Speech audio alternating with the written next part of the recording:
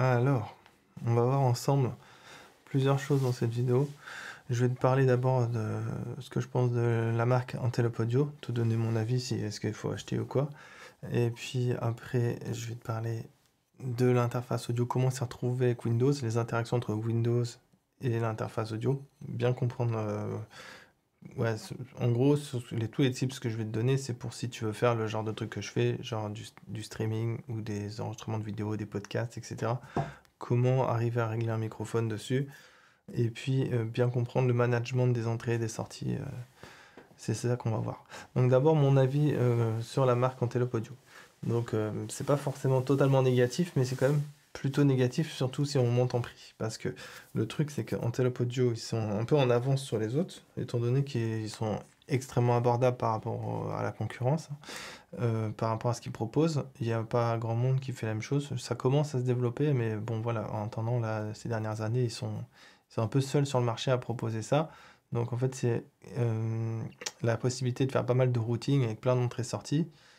Tu vois, j'ai 8 entrées et 8 sorties que je vais pouvoir manager dans l'ordinateur et envoyer différentes applications sur les différentes entrées-sorties, etc. Donc je peux faire vraiment pas mal de choses et en plus, je peux rajouter des effets aussi bien sur les entrées que les sorties. Donc ça va permettre de... Et c'est sans latence tout ça. Donc là, comme on verra tout à l'heure, j'ai mis des effets sur mon micro. On va mettre des effets aussi sur une sortie, etc. Et puis voilà, c'est vraiment pratique.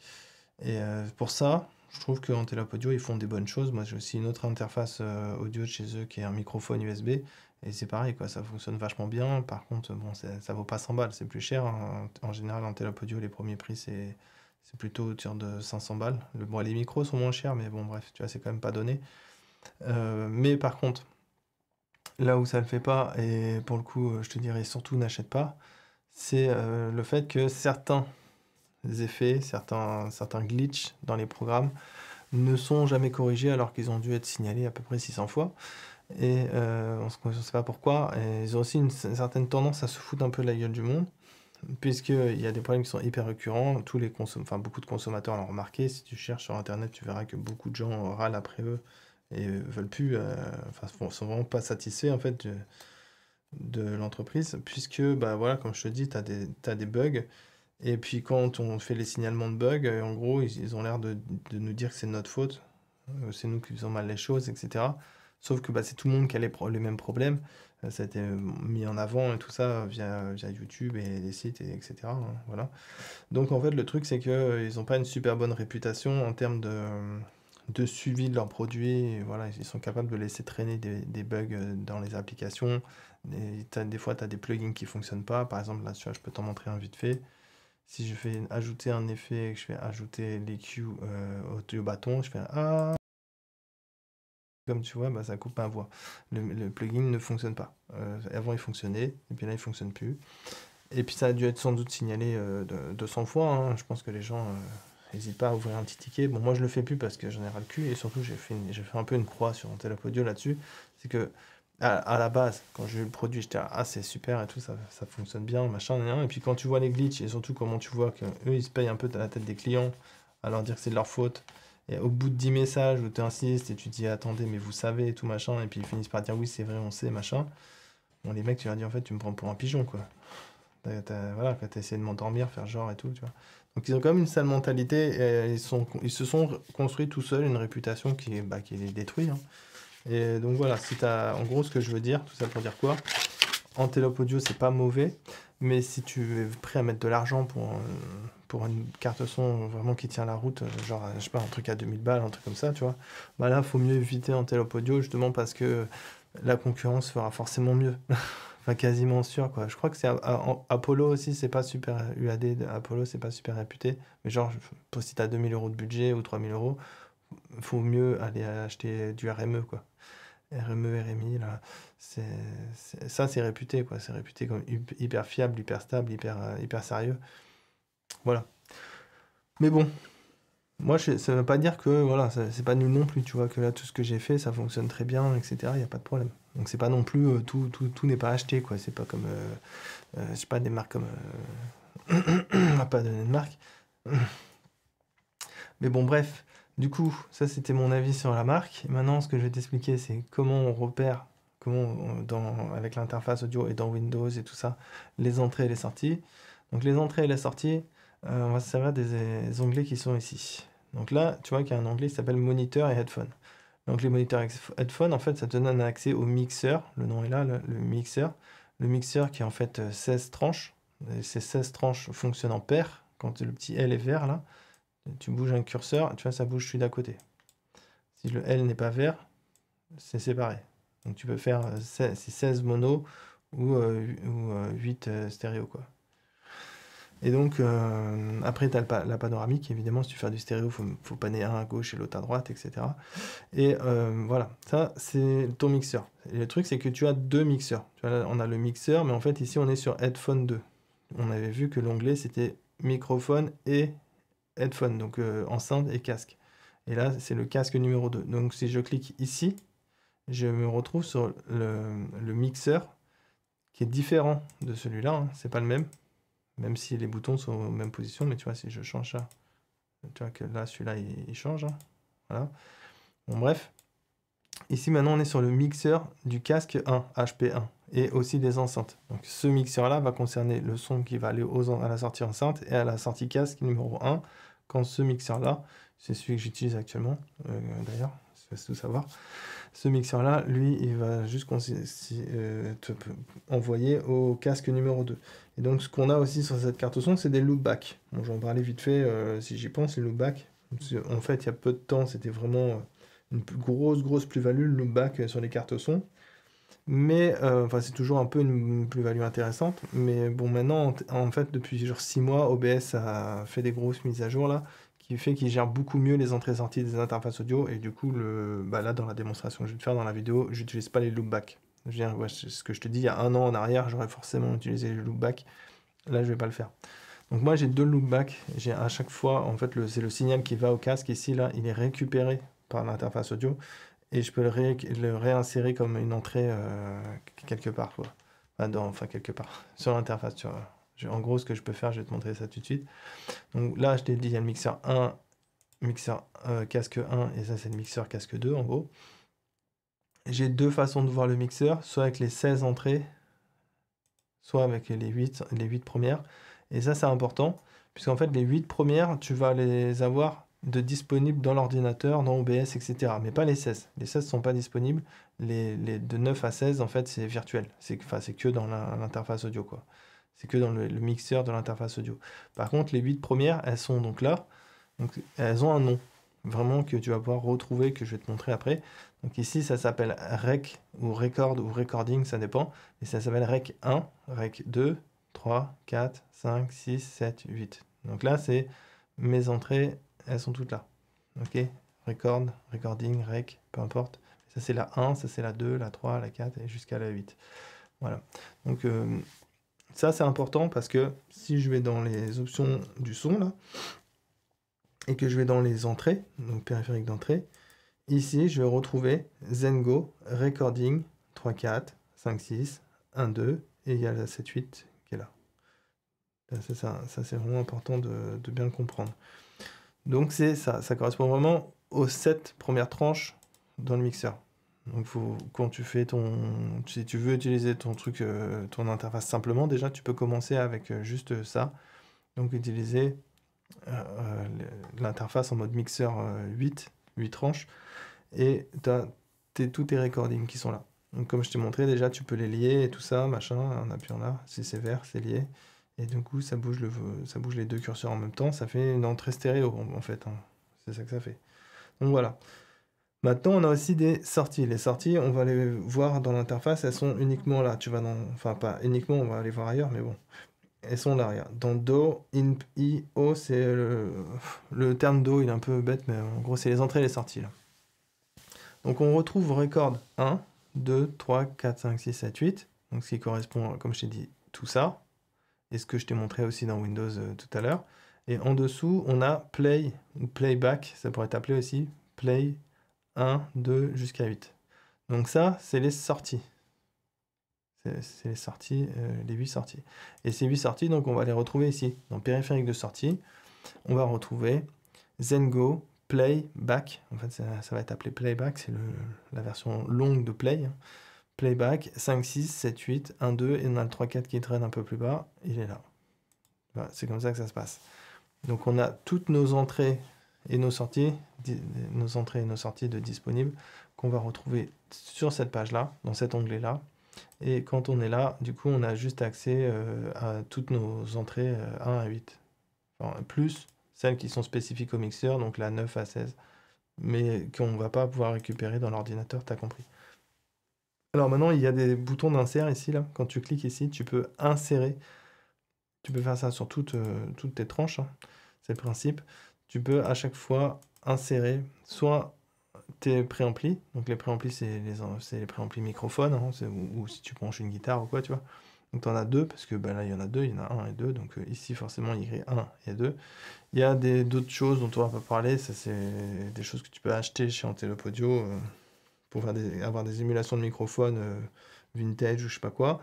Et ici, on retrouve Computer Play. Computer Play, devine qu'est-ce que c'est? Eh ben, c'est nos sorties. 1, 2, 3, 4, 5, 6, 7, 8. Donc le Computer Play, ça va correspondre à celle-là.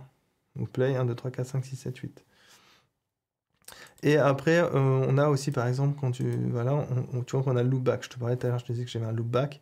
Ce qui veut dire que si, par exemple, ici, je viens sur HP2, donc c'est le loopback de mon casque que j'ai dans les oreilles, et je clique ici, et je mets la deuxième sortie. Donc là, j'ai ce que j'ai dans mon casque, en fait.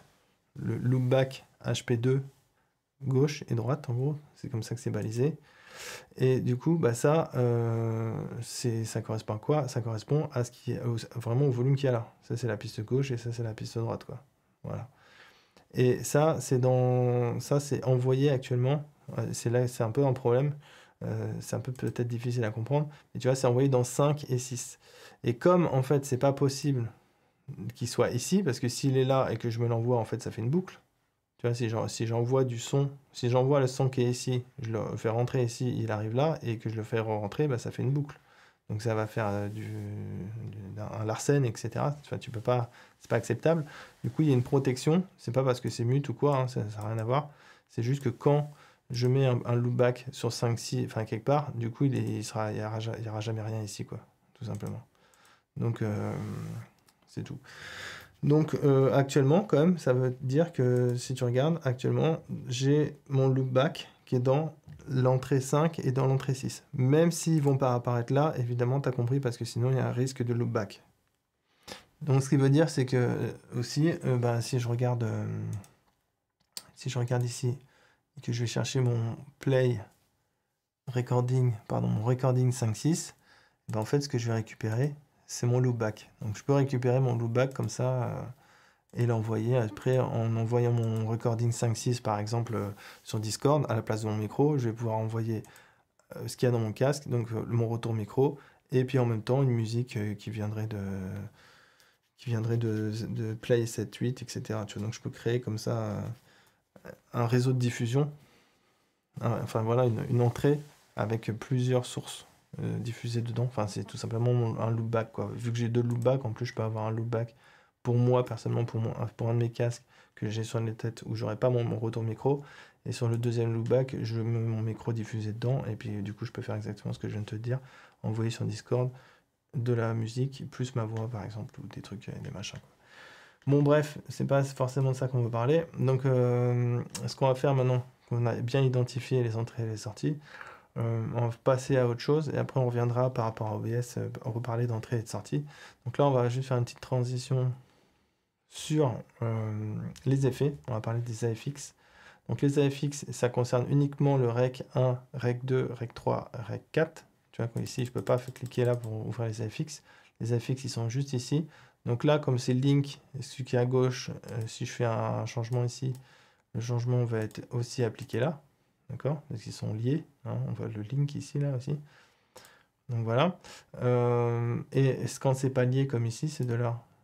Ils étaient pas liés. Bon, là, j'ai cliqué link, du coup, il m'a tout rajouté. Mais voilà, ils étaient pas liés. Donc là, sur ce préampli-là, j'ai des effets spécifiques. Et je vais t'expliquer, du coup, quels sont les effets. Donc sans les effets, mon microphone, il ressemble à ça. Là, tout ce qu'il y a, en fait, alors mon microphone, pour t'expliquer ce que c'est un micro canon qui pointe comme une douche, il est un peu au-dessus de moi et il pointe vers mon visage. Et c'est un micro donc qui a une directivité qui n'est pas omnidirectionnelle. Je dis ça comme ça parce que si la directivité est omnidirectionnelle, ça veut dire que le micro capte peu importe où tu te trouves par rapport à lui de la même manière. Il n'y a que la distance qui va influencer du coup sur le volume que le micro perçoit. Mais il n'y aura pas un effet qui vient avec les effets de directivité différents de l'omnidirectionnel, c'est-à-dire un effet de proximité. Donc moi, mon micro en l'occurrence, je crois que c'est un hypercardioïde, ou quelque chose comme ça. Et donc il y a un effet de proximité, puisque comme je t'ai dit, ce n'est pas une directivité omnidirectionnelle, c'est un hypercardioïde. Ou quelque chose dans le genre. Donc, ce qui se passe, c'est qu'il y a un effet de proximité. L'effet de proximité, c'est quoi? C'est un effet qui grossit les basses fréquences. Ça amplifie les basses fréquences énormément. C'est comme ça, on ne peut pas y échapper. Donc, ce qui veut dire que quand je vais faire mon traitement sur le microphone, je vais vouloir par exemple enlever ces basses fréquences. Donc là, c'est comme je te disais, c'est mon micro sans rien du tout. Et il y a juste du 48 volts parce que c'est un micro à condensateur, donc il faut me rajouter une tension, envoyer pour de l'électricité dans le micro, quoi, pour que ça fonctionne.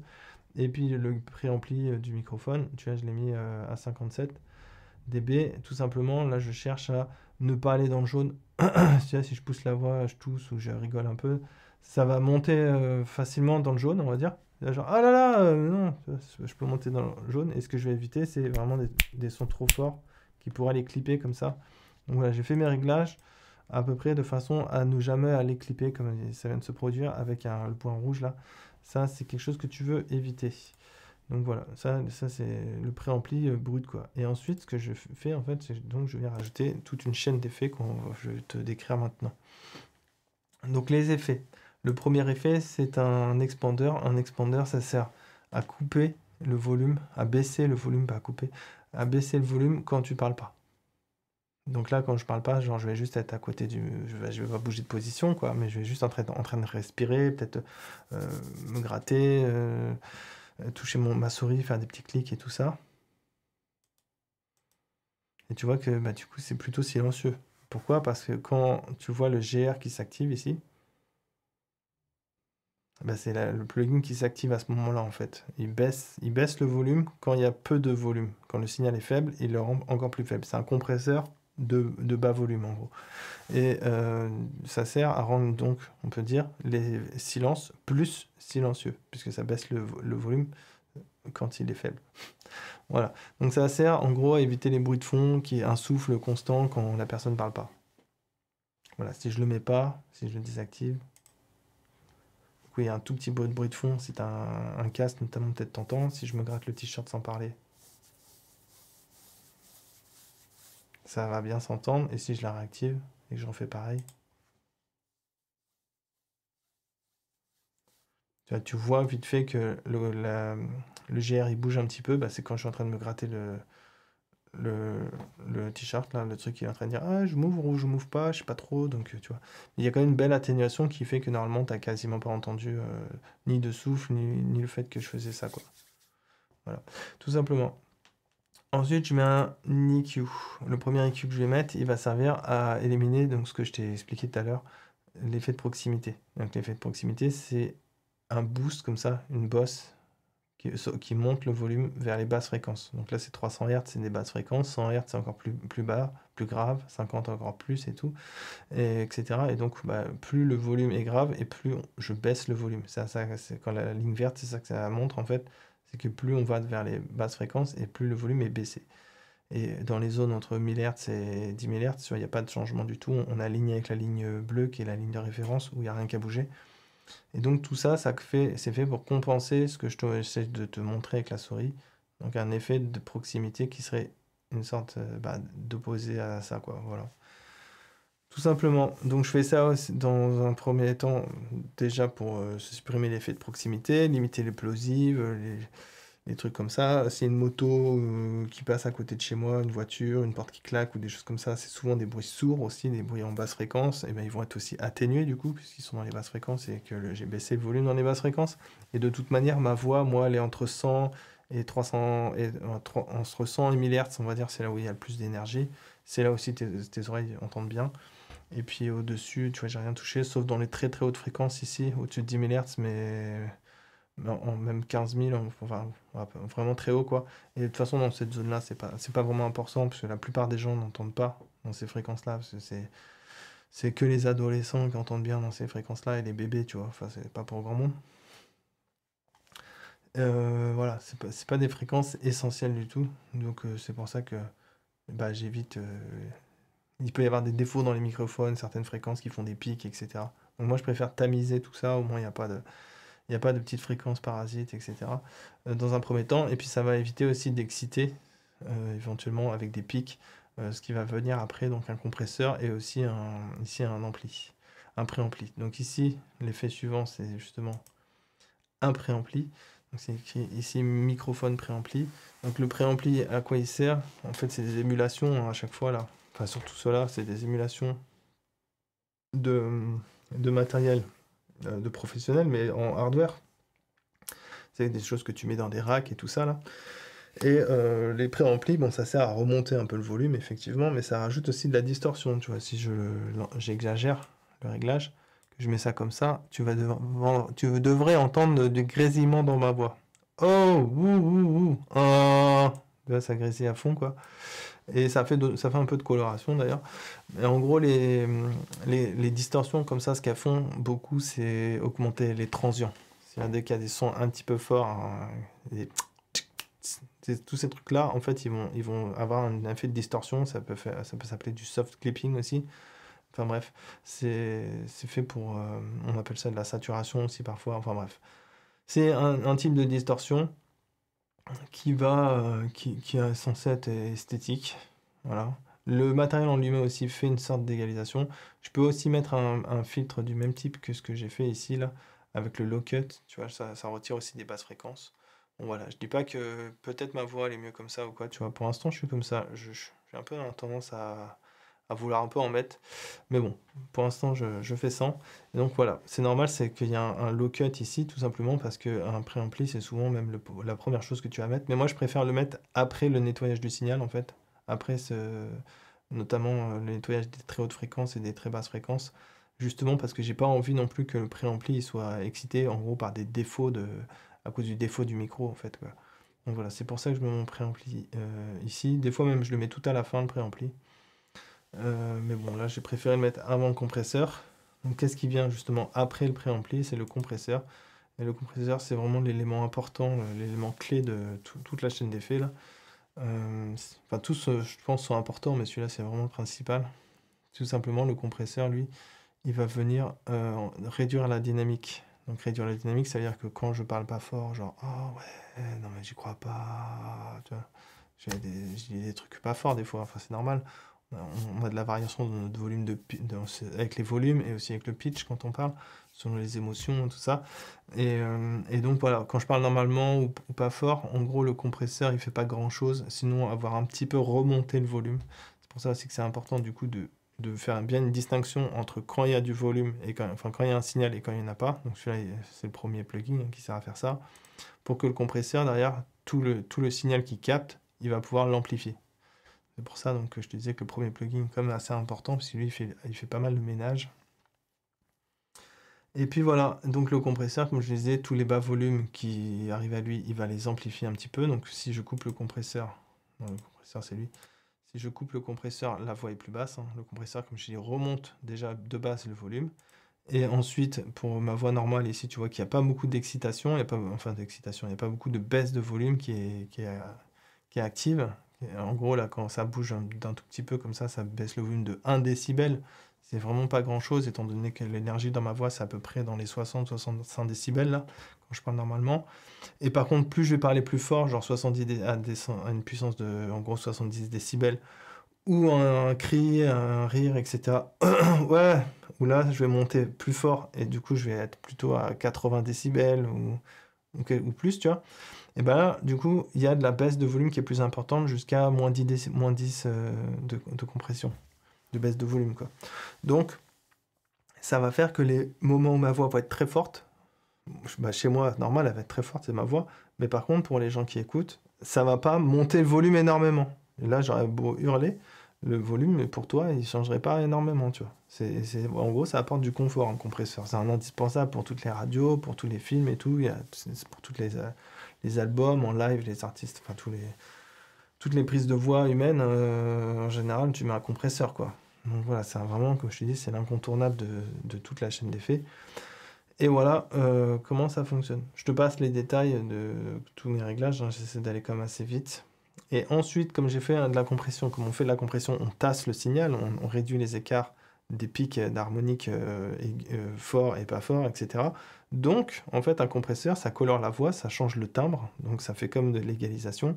C'est pour ça qu'après le compresseur, je remets un autre égaliseur qui me resserre encore à nouveau à baisser, à retirer des basses fréquences notamment, et puis au final, après le compresseur, je remets les aigus que j'avais retirés avant, en quelque sorte. Même j'en mets un peu plus dans des fréquences plus audibles pour augmenter la présence. Donc la présence, c'est pour que tu m'entends mieux respirer par le nez en fait. Quand tu m'entends respirer, c'est plus fort. Tout ce qui va être... Tout ça, c'est plus audible avec ou sans, si je le coupe, tu vois. Alors ça, c'est bizarre, tu vas me dire, mais ça sert en fait à... Ça va servir à ce que ma voix, déjà, tu vois, je retire beaucoup de basses fréquences, et ça augmente aussi l'effet de présence, avec plus d'aigus. Ça va faire en sorte que tu as l'impression que je suis à côté de toi, plus que si je suis comme ça, où là, limite, tu pourrais te dire que je suis derrière une porte, quoi. Je te parle, mais je suis derrière une porte, tu vois. Parce que, en fait, les basses fréquences vont passer à travers la porte, mais les hautes fréquences vont pas passer à travers la porte. Même que je suis tout simplement loin de toi, tu vois. Je pourrais être à plusieurs mètres de toi et tout ça. Donc voilà, ça modifie un peu la compréhension de la position de la personne dans le cerveau, en fait. Voilà, c'est à ça que ça sert. Donc bah, après, je me suis arrêté là. Je dis pas que c'est les meilleurs réglages, hein, comme je te dis, je suis encore à me dire que je mets toujours trop de basses et j'hésite encore toujours à faire un peu ça, même, tu vois. Mais bon, voilà, ça dépend en fait. De toute manière, il y a jamais qu'une solution parce que si mon but c'est d'être écouté par des gens sur leur téléphone portable, bah franchement, il faut mieux que je retire les basses fréquences parce que ça va plus parasiter qu'autre chose, étant donné que les téléphones portables, ils sont pas bons du tout pour reproduire les fréquences de 100 Hz, etc. Puisque c'est une toute petite membrane, enfin, le haut-parleur du téléphone portable. Donc voilà, alors que si tu es écouté par quelqu'un qui a un système d'écoute convenable, bah c'est mieux d'avoir un peu de chaleur dans la voix et du coup de garder les basses fréquences. Donc ça dépend. Voilà, moi je préfère garder les basses fréquences pour l'instant. Et puis bon, en général, ça quand même, c'est quand même assez plaisant, je crois. On parle de chaleur dans la voix. Bref, donc ça c'était mes réglages pour le microphone. Et puis bah, pour conclure, je pense te montrer maintenant deux, trois choses par rapport à OBS. Donc voilà, ici on a OBS. Ce que je fais moi sur OBS, déjà, tu vois, j'ai une scène qui s'appelle réserve audio. Et cette scène-là me sert, je vais pas te l'afficher, parce qu'il n'y a rien d'autre que des micros en fait, des entrées et des sorties. Et donc c'est toute la liste de mes entrées et mes sorties qui sont répertoriées sur l'ordinateur. Quoi qu'elles sont pas toutes dedans, mais voilà, c'est le principe, c'est que je les mets toutes là-dedans. Comme ça, après, quand je vais créer une nouvelle scène et que je vais ajouter un micro, par exemple, je sais que je vais aller dans Audio Input et que dans déjà existant, je vais avoir toute la liste avec tout qui est déjà répertorié. Du coup, tu vois que ici, je vais retrouver ZG, c'est pour Zengo. Donc voilà. Donc j'ai Rec 1, 2, Rec 3, 4, etc. Et puis bah, après, je rajoute ce que j'ai besoin. Donc je sais que Rec 1, 2, c'est ces deux-là. Alors, il y a une petite subtilité d'ailleurs avec ça. C'est que comme je rajoute Rec 1, 2, mais en fait, mon signal n'est que sur 1, mais en fait, pour OBS, ce que je te fais écouter, c'est que le channel gauche de 1-2. Donc si je mets pas mono, enfin, c'est pour ça qu'ici sur Rec 1-2, il faut que tu viennes dans propriété avancée et que tu coches mono, puisqu'en fait tu as du son que sur la voix de gauche. Tu vois, si je désencoche ça, du coup tu m'entends que sur le channel de gauche. Tu vois, donc il faut venir vraiment faire ça. T'as pas besoin de faire ça quand tu as une entrée, quand on voit une entrée stéréo ou une sortie stéréo. T'as pas besoin de cocher mono. C'est que si tu veux que le signal soit mono, et notamment ça va être le cas si tu n'as que un signal. Donc faut toujours bien regarder si tu as ton signal qui est sur les deux voies. Si c'est pas le cas, il faut cocher donc mono. Voilà comment ça marche déjà pour le micro. Et donc tu vois que j'envoie rec 1-2, c'est pas préampli ou je sais pas trop quoi, hein. c'est bien Rec 1.2, et c'est pour ça que les effets sont pris en compte. Puisque en fait, ce que tu écoutes, c'est la sortie de ça, en gros. C'est le volume après, enfin, c'est après les effets. Ça n'a pas de rapport, ça va pas avoir d'importance. Ça, c'est uniquement pour moi, le volume dans l'application, mais dans l'application de la Zengo. Voilà, ça n'a pas d'importance pour toi, mais voilà quoi. C'est quand même après les effets, donc si je retire les effets, c'est évident. Toi, là, par contre, tu vas l'entendre. Donc voilà, ensuite, ce qui va être intéressant, c'est par exemple si je veux te mettre de la musique. Donc là, tu vois, je te mets une musique, tu peux l'entendre et tout ça, tout va bien. Donc là, qu'est-ce que tu es en train d'écouter, toi?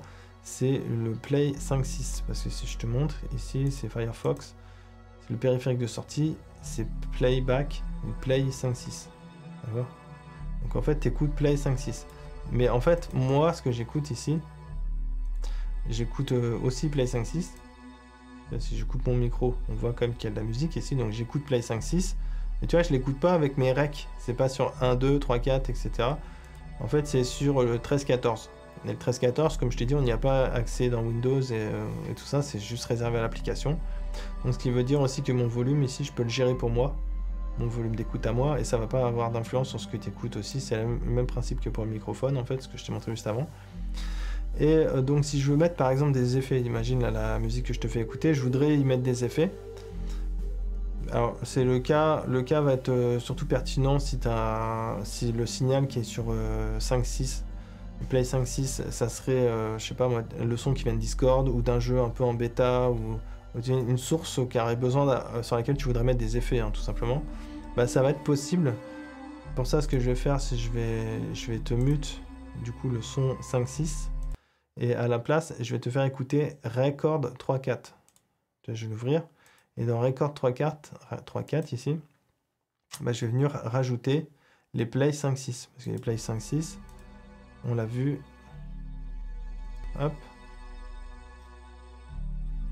Donc maintenant, tu vois, tu écoutes le Rec 3.4. Mais en fait, c'est le Play 5.6 joué dans le Rec 3.4. On est d'accord. Le Play 5 et Play 6, ils sont joués dans Record 3 et 4. Et ici, bah, je vais pouvoir leur mettre des effets. C'est-à-dire que si j'active les effets, on entend les effets, aussi bien moi que toi. Donc c'est là où c'est utile aussi, je trouve. Comme je te disais, si tu as des gens qui te parlent sur Discord, etc., bah, tu as peut-être envie de mettre un filtre pour couper les basses fréquences, parce qu'ils sont trop de... Il y a quelqu'un qui souffle, qui tape, quand il parle, il fait des plosives, etc. Donc tu peux filtrer en fait le signal que quelqu'un t'envoie. Je sais pas, moi, si tu veux enregistrer un podcast avec quelqu'un et cette personne t'envoie un signal brut où il n'y a pas de traitement, il t'envoie une conversation par internet, puis quand il parle par internet ou par un téléphone et quand il parle son son n'est pas terrible, bah, tu peux mettre du traitement en fait, de la compression, etc. sur le signal qui t'envoie de cette manière. Donc c'est plutôt pas mal aussi.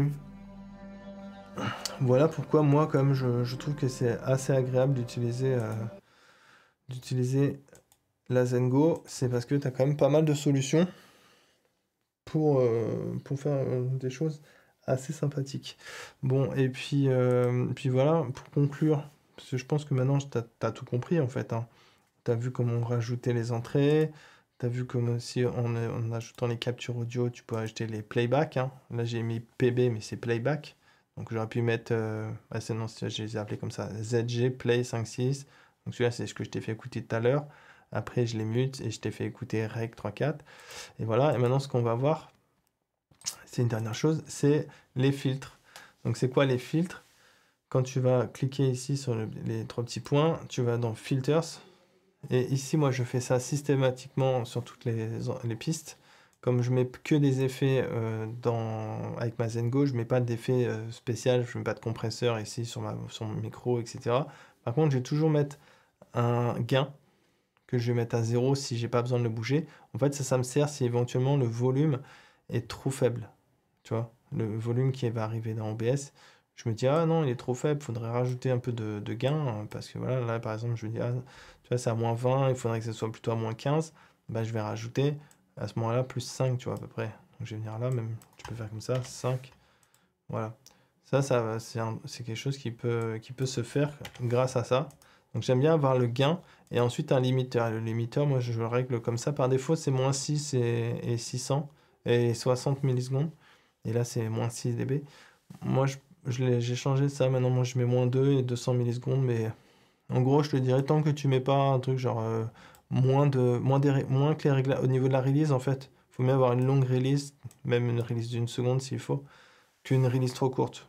Parce que la release, en fait, ça s'appelle le relâchement en français. Ça se dit le relâchement.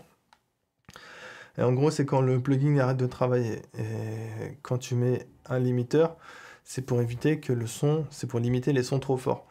Donc si tu veux limiter un son, ça sert à rien Enfin, en général, quand tu as besoin de limiter un son, c'est quelqu'un qui est sur un microphone, par exemple, c'est quelqu'un qui est en train de crier ou rigoler ou quelque chose comme ça.